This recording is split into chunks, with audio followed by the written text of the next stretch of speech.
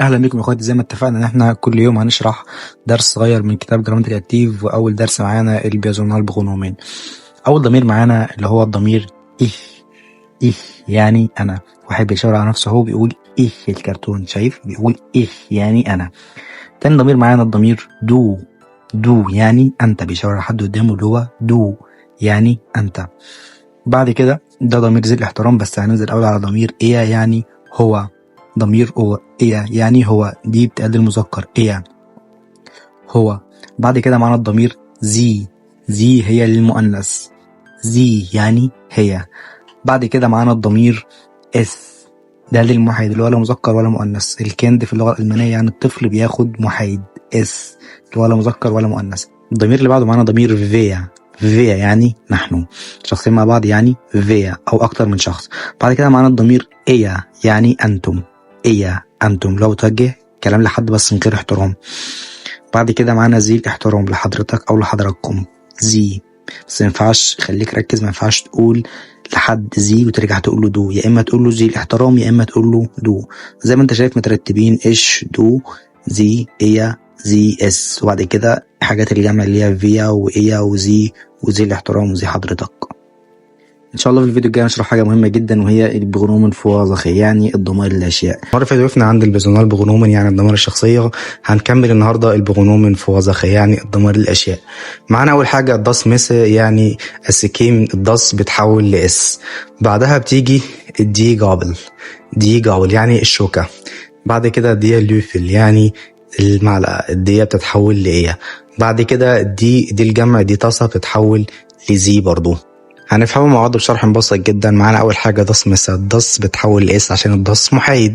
ثم بيشبيل داس مسا است نوع يعني السكينه جديده. است زي شاف يعني هي تكون حاده جدا. الداس اتحولت لاس عشان الداس محايد، يبقى الداس بتحول في الضمائر لاس.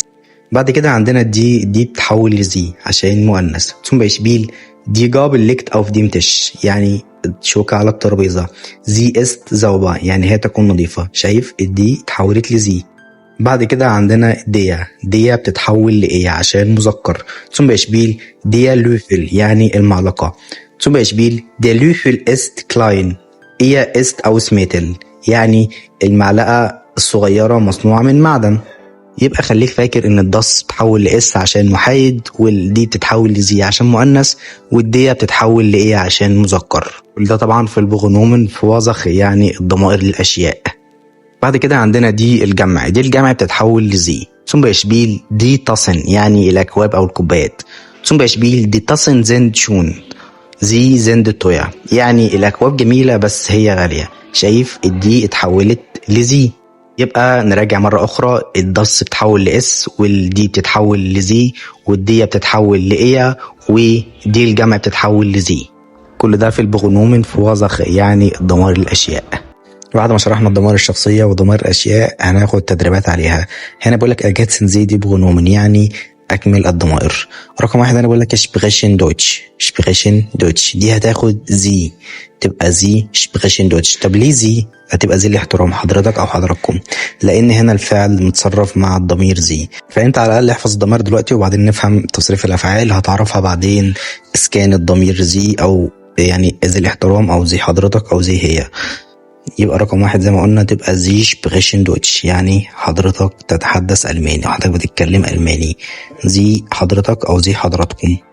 رقم 2 معانا هابن وتسايت. لو بصيت على الشخصية الكرتون هتلاقي ان دول يعني شخصين كبار، فلازم تقول زي، تبقى هابن زي تسايت. بيسألوا بيقولوا هابن زي تسايت يعني انت عندك وقت او انت تملك وقت، يبقى هنا زي الاحترام حضرتك.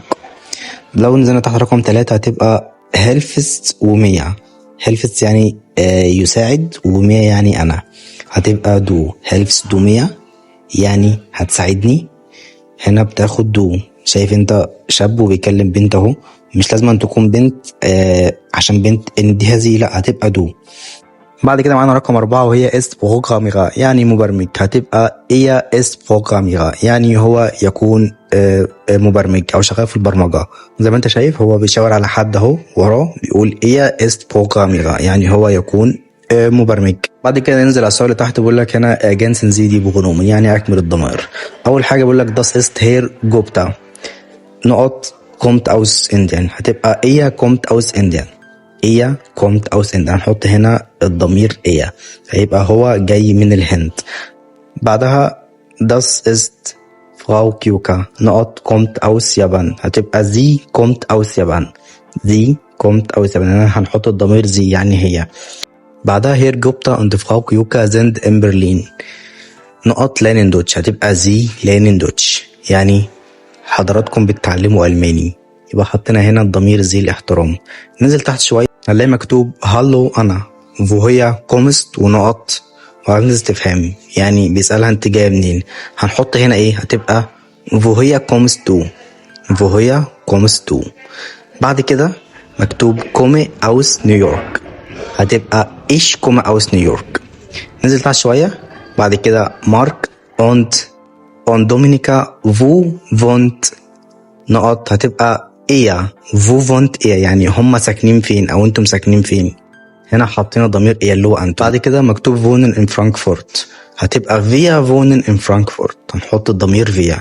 نزل تحت شويه هنلاقي guten Tag wie heißen ونقط، هتبقى wie heißen Sie wie heißen Sie يعني ما اسم حضرتك او ماذا يعني حضرتك بتاع ايه. بعدها guten Tag نقط heiße Bigger Roland Bigger، هتبقى ich heiße Roland Bigger، هنحط الضمير ايش اللي هو انا. واظن كفايه كده النهارده، ومتنساش تعمل لايك واشتراك وتفعل زر الجرس وتستنى اللي جاي عشان اللي جاي اقوى بكتير. كل يوم هننزل شرح جديد من الكتاب ده. سلام.